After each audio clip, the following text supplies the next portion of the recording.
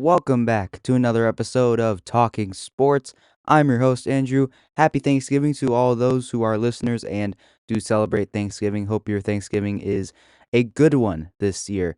But while we're on the topic of Thanksgiving, might as well talk about some of the things that I am thankful for. First off, I am very thankful for all of you who do tune in to listen to these episodes whenever you can, because I know that some of you guys don't always listen every single day, because that's kind of tough to listen to me talk about sports every single day. Uh, I can to other people, but nobody really wants to talk or listen to me talk about sports every single day. Yeah, I'm also thankful for Miles, my great co-host, who unfortunately is not with me here again today. But I promise I am going to get him back on the show at some point. It's just we got to find a day that works for both of us eventually. Eventually, we'll be back together. I'm very thankful for him, though, because he was the one that first presented this idea to me that, hey, we should start a podcast together, dude, because we talk about sports so much. So I'm very thankful for that he came to me with this idea. I'm very grateful for him. I'm very thankful for him for coming to me to come up with this idea for a show. And this is what really kickstarted everything for this show, and not only this one, the other show that I do, my Talkin' NASCAR show, which if you haven't checked it out, go check it out. It's a lot of fun over there. I have like 73 episodes posted on there. So go check it all out. I put a lot of effort into that one. So I encourage you to go check it out if you are a NASCAR fan, you've been to NASCAR races before, you're a hardcore fan, or if you're a semi-casual fan who tunes it into a race every now and then, or if you're a new fan who just wants to learn about it more, or you just don't know anything about racing in general and you're just bored. I encourage anybody to go check out Talking NASCAR with Andrew Volkman. I really would appreciate it, and I would be very thankful if you did do that. But anyways, moving on, I have a couple stories that I want to share with you guys today on this show. Mostly some news around the MLB. The MLB offseason is firmly underway. We'd actually had some breaking news actually about an hour ago in MLB free agency. Another big name has gone off the board to a team that I was not expecting. We also had a big trade that went down on Monday, which I am going to be ready to break down because that was a very big trade that I have to talk about as well. I'm going to be breaking down week 12, and I'm also going to be predicting the Thanksgiving games, both on Thanksgiving Day itself, tomorrow as of time of recording, because I'm recording this on Wednesday, so you'll be seeing this on Thanksgiving. So happy Thanksgiving to all those of you watching. And I'll be predicting the Black Friday game on Friday night between the Bears and I believe it is the Eagles as well. So you guys better be ready for those predictions coming up as well. And I'm going to be looking at some of the big names that could be traded later on this season in the NBA, because some teams are not off to the hottest start. But let's go ahead and move on to the first story of today's show.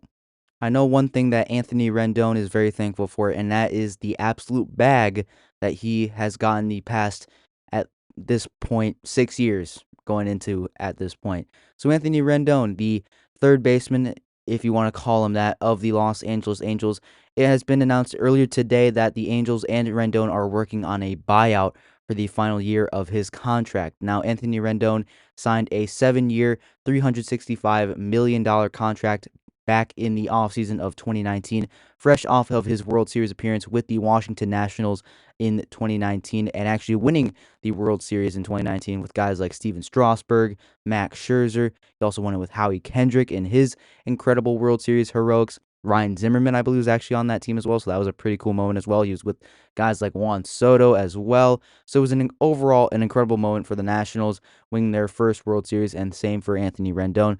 But he would sign a massive deal with the Los Angeles Angels to go chase that bag, and 2020 got off to a kind of a weird year because, I mean, obviously that was the COVID year, but it was only 60 games, and Anthony Rendon played fine. But once we got to 2021, it was clear that Anthony Rendon clearly did not care about baseball at all.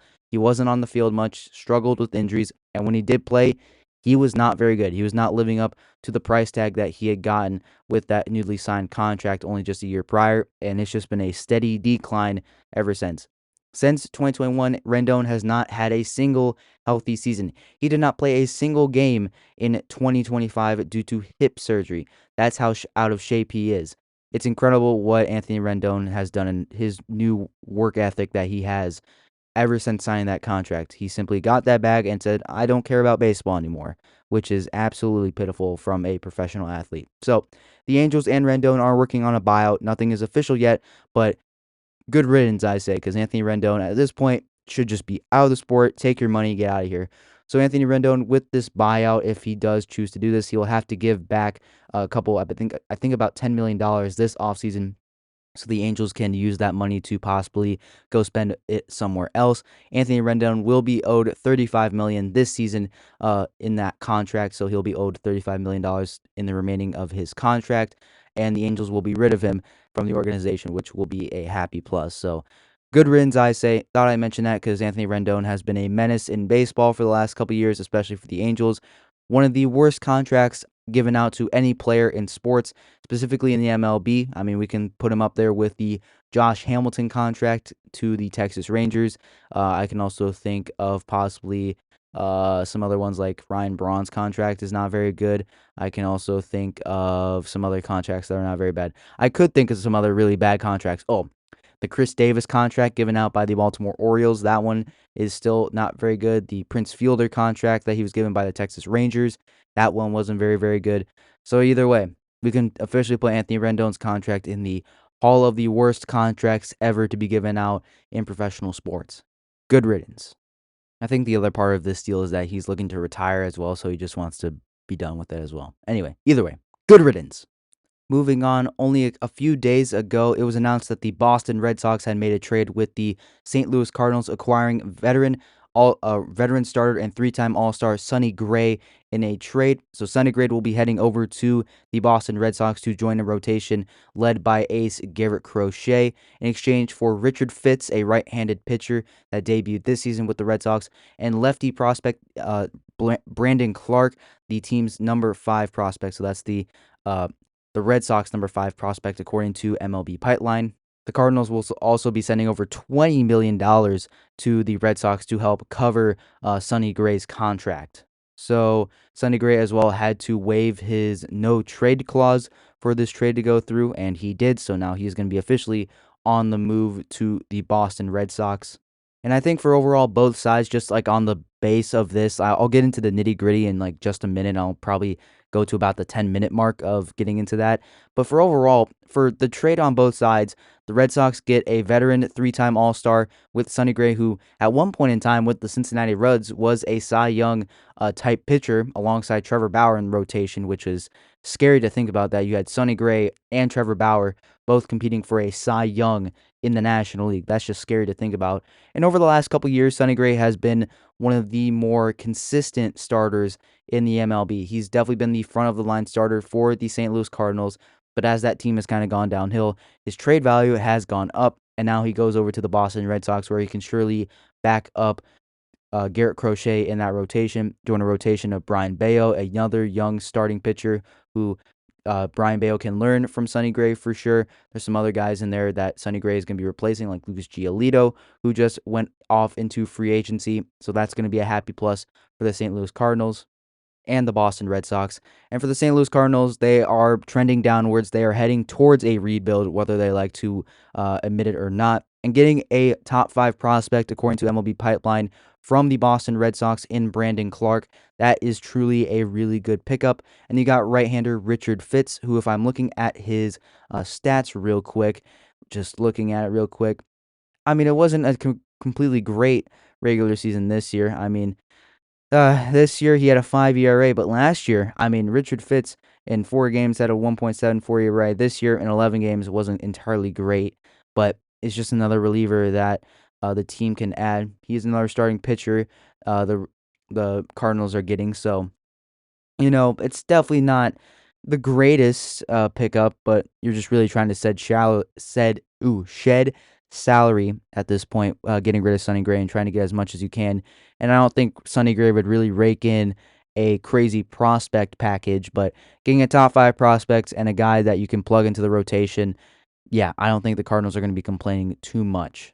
And for Brandon Clark being the number 5 prospect for the Boston Red Sox, he was a 5th-round pick in the 2024 draft, pick number 148 out of the State College of Florida. So he's going to be out of Manatee, Sarasota. And he just made his debut actually this year at 22 years old, starting at low A. And only pitched in 3 games, but had a .93 or .093 ERA in 3 starts. threw about 3 innings each in those games, only gave up 1 earned run across those 3 starts, did eventually move up into high A and pitched in 11 games and made 11 starts where he had a 5.08 ERA. So I'm going to take that with a little bit of a grain of salt because that is a little bit of a smaller sample size. And now Brandon Clark will join a prospect pool that the St. Louis Cardinals have that includes former first-round pick J.J. Weatherholt, who is a really good infielder, Liam Doyle, who they just drafted this year, and 2 catching prospects of Reynel Rodriguez, Leonardo Bernal, Quinn Matthews, another left-handed starter, which you can never have too many of. Jimmy Crooks is the number 6 prospect. This is all according to MLB Pipeline, by the way. And then another starter, Tekoa Roby, who was a top pitching prospect at one point. Tink Hence has incredible velocity on his fastball. And for Brandon Clark, I mean, I'm just looking at it. He's going to pretty much have a really good fastball and a really good slider. But besides that, not really much else. He does have some injury concerns. He did have Tommy John surgery as a junior in Virginia. Yeah, but he is a pretty big dude, 6'4", 220 as a left-handed pitcher that can throw in the upper 90s with this fastball and then in the lower 90s with a really good slider. That doesn't sound like a bad pickup as a pitching prospect, as a lefty as well for the St. Louis Cardinals. So, as a Cardinals fan, I would feel pretty happy that you're adding a guy like this that you could potentially develop. But knowing the Cardinals' development system, I'm not going to trust him very, very much. Sticking with the theme of the MLB and MLB offseason, earlier today, actually just like an hour ago, the Blue Jays announced that they had signed right-handed starting pitcher Dylan Cease to a 7-year, $210 million deal, making it the largest free agent contract in the Blue Jays history, easily surpassing George Springer's contract of a 6-year, $150 million deal. Yeah, I was not expecting this. I don't think I was really expecting Dylan Cease to head over to the Toronto Blue Jays. I mean, if I'm looking at my free agency predictions that I made, I had Dylan Cease going over to the New York Mets because I thought the New York Mets would be willing to pay a guy like Dylan Cease, while I thought the Blue Jays, even though fresh off of their appearance to the World Series, I was not thinking they were going to be a team that was going to look to pay Dylan Cease, especially that type of money. I mean, 7 years, $210 million. That's $30 million a year for Dylan Cease. Yeah, that's quite a lot of money overall. And I guess looking at his stats from year over year for Dylan Cease, it's kind of like he's good one year and then he's bad the next year, and then he's good again and then he's bad again. And that's pretty much been his entire career. I mean, in 2019, when he made his debut in 14 starts, had a 5.79 ERA. In 2020, made 12 starts, had a 4.01 ERA. 2021, the first real year that he got to pitch, had 32 starts, 3.91 ERA. 2022 had a crazy good year, 2.20 ERA. 2023 a little bit worse, 4.58 ERA, 3.47 ERA in 2024 with the San Diego Padres. And then this year, a 4.55 ERA with the Blue Jays as well. But he did pitch a lot of games as well. And the thing that you have to worry about with Dylan Cease a lot is the walks and his whip overall. I mean, his career, looking back at his first couple of years, I mean, in 2019, he had a 1.55 whip. 2020, he had a 1.44. 2021 was really better, a lot better, 1.25. 2022 was even better, 1.11. 2023 a little bit worse, 1.42, then back down to 1.07, and then a 1.33. And the average is really what you want, is about 1.30, and he's had a career average of about 1.26 overall. So he will have a lot of strikeouts, but he'll also give up a lot of walks as well, and that's the big thing that you're going to kind of worry about with Dylan Cease. So when I look at this, though, from the Blue Jays perspective, you're getting a guy that has really good stuff overall. He has absolutely disgusting stuff with his fastball, with his curveball. It's all really good stuff on the pitching side of things. It's just you're really hoping that Dylan Cease can really be that lockdown starter because you're locking him up for 7 years, $30 million a year. Yeah, I don't know. And a guy that's going to be 30 heading into next season, not coming off a particularly great season, a 4.55 ERA. This is a really big this is just a really big kind of contract that the Blue Jays are really locking themselves in. He's going to be adding himself to a rotation with Kevin Gossman, Jose Barrios. So I guess he's really kind of going to be taking on a bigger role. He might be the number one starter. I know Kevin Gossman and Jose Barrios are all really, really good, but he might be the number one starter. And coming off of, I don't know, coming off of a somewhat average year, I don't know. He's also going to be joining Shane Bieber as well. He picked up his $16 million player option. and you're paying Shane Bieber less than Dylan Cease after Shane Bieber arguably put up a better year than Dylan Cease, I don't know really about that. But Dylan Cease has a crazy good upside. It's just his floor can be sometimes not that great. But heading over to Toronto, easily a pitcher-friendly ballpark. I think that Dylan Cease could do good. I mean, I think the big thing for him is limiting the walks and the home runs overall. Gets a good amount of strikeouts, but gives up those walks and those home runs a lot. But in Toronto, I don't think he'll be giving up nearly as many home runs and the walks. Yeah, that's something that he's going to have to try to work out on his own, which he can do. We've seen him have really good years, but I don't know how this is going to really shape up for the Toronto Blue Jays. But this Blue Jays rotation overall is still going to be very, very good because just adding Dylan Cease, which it's still going to be a very deep rotation, so that might help Dylan Cease as well. Having Shane Bieber, Kevin Gausman, who's a Cy Young winner as well. You're also going to have Jose Barrios, who's been in Cy Young contention before, and now you're adding Dylan Cease with some other option. You got some young guys like Ricky Tiedemann down in the minor leagues, who's a left-handed pitcher that you could also call up. You could also maybe go find out another guy in the free agent market, maybe bring back Chris Bassett possibly, but overall this deeper rotation might be better for Dylan Cease because he won't be the one that's carrying the heavy load, not like on the San Diego Padres where it's really just him. I mean, you had Yu Darvish there, but Yu Darvish being a little bit older, I don't know if you can really rely on him. Michael King was hurt a lot this year, so maybe this moving over to a deeper rotation will help Dylan Cease. It will take the load off of him a little bit more. So a lot of risk involved with this signing, but crazy amounts of upside for the Blue Jays.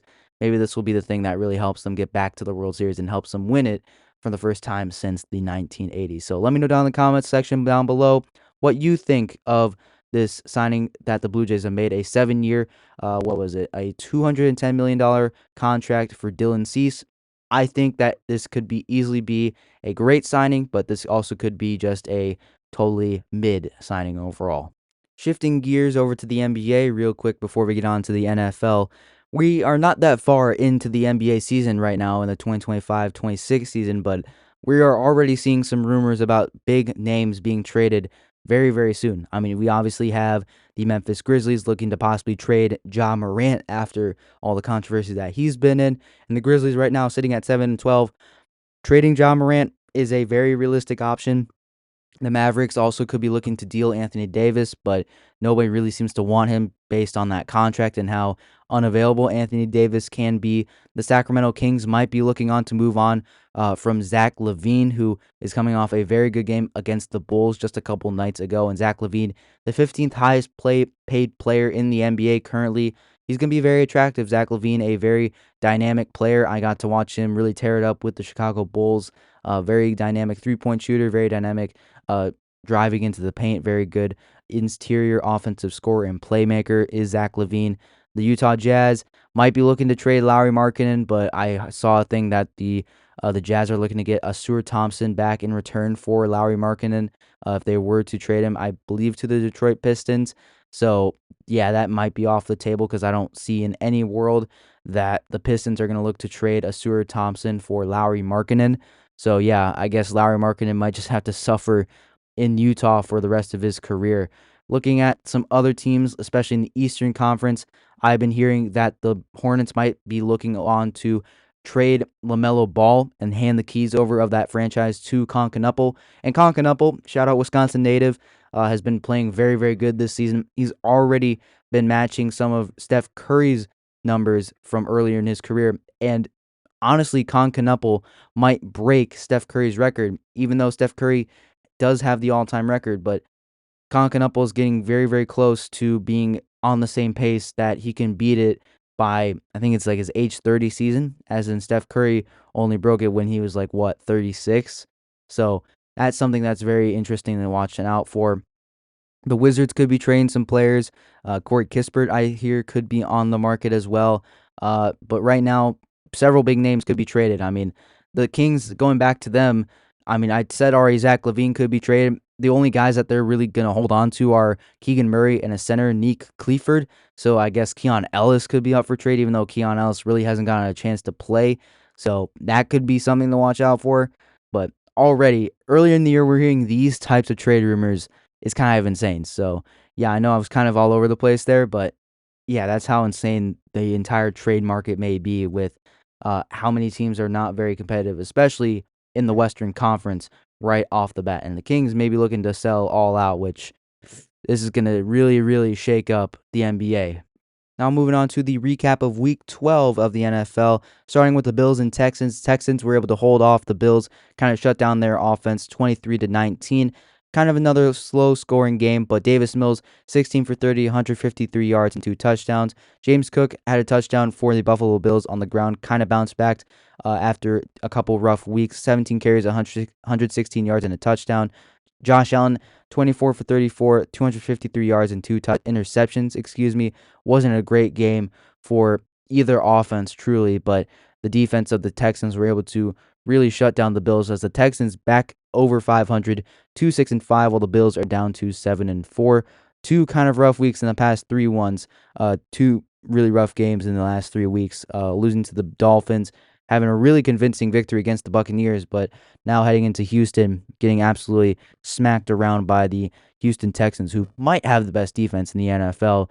Colts and Chiefs went into overtime. The Chiefs were able to hold off the Colts 23-20. You had Harrison Butker hitting the 27-yard field goal to give the Chiefs the victory.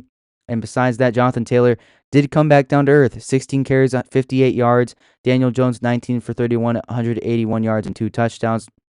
While on the other side, Patrick Mahomes had 29 for 46, 352 yards, and 1 interception. Kareem Hunt had a touchdown on the ground as well. You also had Rashee Rice leading the receiver, 8 receptions, 141 yards. I actually came into that day before this game got underway saying that the Chiefs, I wasn't sure that they were going to make the playoffs because they were just kind of inconsistent on offense. Patrick Mahomes wasn't really playing up to standard and didn't throw any touchdowns, but it really was up to Kareem Hunt getting that 1 touchdown for the Kansas City Chiefs that they did really need in this game. So overall, ugly game. Chiefs pull out on top. My grandpa was not very happy about that after seeing the Colts lose. Seahawks versus the Titans ended up being a little bit closer than anyone expected, but the Seahawks in Tennessee picked up the victory 30-24 over the now 1-10 Tennessee Titans. Cam Ward actually had a pretty solid game, 28 for 42, 256 yards and a touchdown. Also had 1 rushing touchdown as well. Sam Darnold, after throwing 4 interceptions last weekend against the Rams, 16 for 26, 244 yards and 2 touchdowns. JSN had 2 touchdowns as well on the receiving side of things. Zach Charbonnet had another rushing touchdown this weekend as well, so a very good day for him. Cam Ward, again, had a touchdown. Shamir DK had a receiving touchdown for the Tennessee Titans. He's really becoming, I believe, Cam Ward's number 1 wide receiver. But the Seahawks move to 8-4, not 8-4, 8-3, and they're battling it out with the Rams for that division title. Packers versus Vikings. Packers absolutely trounced the Vikings, only giving up 6 points, 23-6 over the Minnesota Vikings. Another pretty good game for the defense of the Green Bay Packers. One thing that is very frustrating is that they really did not have a pass rush, only 1 sack, and that was at the end of the game on the final play. Overall, it was just not a very good game for the Green Bay Packers. They actually, I was talking about the Giants game. They did have 5 sacks. They also picked off J.J. McCarthy. So the defense was a lot better in this game against the Vikings. Jordan Love didn't have his greatest game, so that offense not very consistent overall. Malik Willis did come in for this game as well. Emmanuel Wilson, after filling in for Josh Jacobs, 28 carries, 107 yards, and 2 touchdowns. Very solid game for him, but nothing else really going on the offensive side of things for the Green Bay Packers. The Jets would lose to the Baltimore Ravens 23-10. Lamar Jackson, Derrick Henry led the way. Derrick Henry, 21 carries, 64 yards, and 2 touchdowns. Tyrod Taylor did not have a very good game, coming in for Justin Fields, 17 for 28, 222 yards, and a touchdown and an interception. Just nothing really going well for the New York Jets at this moment. Giants and Lions. This game went into overtime. 27-34. Lions picked up the victory. Even though the Giants are 2-10, they're still going to put an entertaining show out on the field. They almost beat the Packers last week, almost beat the Lions this week, but the Lions were able to come out on top. Jared Goff, 28 for 42, 279 yards, 2 touchdowns, and an interception. Jahmyr Gibbs, 15 carries, 219 yards, and 2 touchdowns. Amon-Ra St. Brown had a touchdown. Wandale Robinson up for the Giants also had a touchdown. He as the leading receiver. And Jameis Winston, 18 for 36, 366 yards, 2 touchdowns, and 1 interception. Again, Giants may suck, but they'll put up a really interesting performance out on the field every single week. Bears vs. Steelers. The Bears would end up holding on to the Steelers to win 31-28. The Bears continued to hold their lead on the NFC North. Caleb Williams, 19 for 35, 239 yards, and 3 touchdowns. Kyle Monangai had a touchdown as well. DJ Moores had 2 receiving touchdowns. Mason Rudolph filling in for the injured Aaron Rodgers, 24 for 31, 171 yards, a touchdown, and an interception, while Kenneth Gainwell was the leading rusher. Very solid game overall. Very close game. Steelers could not come out on top, however. Bears continue to hold that division lead. The Patriots versus the Bengals. Joe Burrow will be coming back this week for the Bengals for the Thursday or the Thanksgiving games. Patriots win 26-20. Joe Flacco did not have a very good game. Chase Brown actually had a very solid game on the ground for the Bengals, 19 carries, 107 yards. While the Patriots, Drake May, 22 for 35, 294 yards, a touchdown, and an interception. Hunter Henry had a receiving touchdown. Very good game overall for the Patriots, as their schedule not really getting any harder, but they're still going to be able to make the playoffs with that cupcake schedule, as some are calling it. Browns versus Raiders in Las Vegas. Shedeur Sanders making his first career NFL start. 11 for 20, 209 yards, 1 touchdown, 1 interception. Quinshon Judkins had 2 rushing touchdowns. Dylan Sampson had a receiving touchdown for Shedeur Sanders as well. While the Raiders, Geno Smith, 30 for 44, 285 yards, and a touchdown. No interceptions, though. That is very crucial, but did get sacked 10 times, so that's definitely not good, while Ashton Jeanty could not get anything going. Did have a receiving touchdown, though. Just nothing really going on the rushing side of things, so that is still very disappointing. But the Browns beat the Raiders 24-10. Jaguars and Cardinals win to overtime as well. Jaguars hold on to beat the Cardinals 27-24 in overtime. Jacoby Brissett, 33 for 49, 317 yards, and a touchdown. Michael Wilson was the leading receiver once again for the Cardinals. Another very good game from him. 10 receptions, 118 yards. But Greg Dortch also had the touchdown, and Michael Wilson did not. That's interesting. There was only a rushing touchdown from Zonovan Knight for the Cardinals. Put up a good fight against the Jaguars, but not quite enough. Trevor Lawrence, 18 for 30, 256 yards, 3 touchdowns, 3 interceptions, and was sacked 3 times. 3 interceptions is definitely not something you do not want to see if you're Jaguars fans for Trevor Lawrence. Parker Washington, Jacoby Myers, and Travis Etienne Jr. all had touchdowns on the receiving side of things for the Jacksonville Jaguars as they beat the Cardinals once again, 27-24. Eagles and Cowboys. The Cowboys were able to pull off the upset against the Eagles, 24-21. Brandon Aubrey kicked a game-winning field goal once again. Dak Prescott, 23 for 36, 354 yards, 2 touchdowns, and an interception. Javonte Williams, 20 carries, 87 yards. George Pickens, 9 receptions, 146 yards, and a touchdown as well. Really becoming that number 1 wide receiver for the Dallas Cowboys, along with CeeDee Lamb, who really was not a big factor in this game, which is kind of sad. Dak Prescott also had a rushing touchdown as well for the Dallas Cowboys. While Jalen Hurts, 27 for 39, 289 yards, and a touchdown. That one went to A.J. Brown, who went 8 receptions, 110 yards, and a touchdown. Jalen Hurts had 2 rushing touchdowns as well, as Saquon Barkley was just shut down on the ground game as the Dallas Cowboys win 24-21 in Jerry World in Dallas. So a very nice win for the Cowboys, being the Eagles, who are in the lead for the division right now. So the Cowboys might be competing for a playoff spot after all. So we'll have to wait and see on that. Falcons and Saints. The Falcons went into New Orleans, went 124-10 over the Saints. Saints still not very, very good. The Falcons, with Kirk Cousins leading the way, was able to get the victory. Tyler Shough actually had another very solid game, 30 for 43 and 243 yards, and an interception, however, so that was not very good. Taysom Hill actually got a couple chances to throw the ball as well. He went 0 for 2, so he didn't actually get a completion, so that's a little disappointing. But yeah, nothing really going on for the New Orleans Saints on the offensive side of things. Falcons, Kirk Cousins, 16 for 23, 199 yards, and 2 touchdowns, 1 interception as well. Nothing really else going, so kind of a disappointing game, just kind of a boring game, if I'm being honest here. Darnell Mooney caught a touchdown. He was the leading receiver for the Atlanta Falcons as they picked up the victory 24-10. We had the Buccaneers versus the Rams in LA. The Rams picked up the victory 34-7 over that Buccaneers team, which really does not have anybody. Baker Mayfield got banged up in this game. Teddy Bridgewater actually had to come in and fill in relief. Was not very good. Baker Mayfield up to that point had 2 interceptions. Just not looking good. No run game whatsoever for the Buccaneers, but Tez Johnson caught a touchdown on the receiving side of things. That was really the only bright spot that the Rams or the Buccaneers had on Sunday Night Football.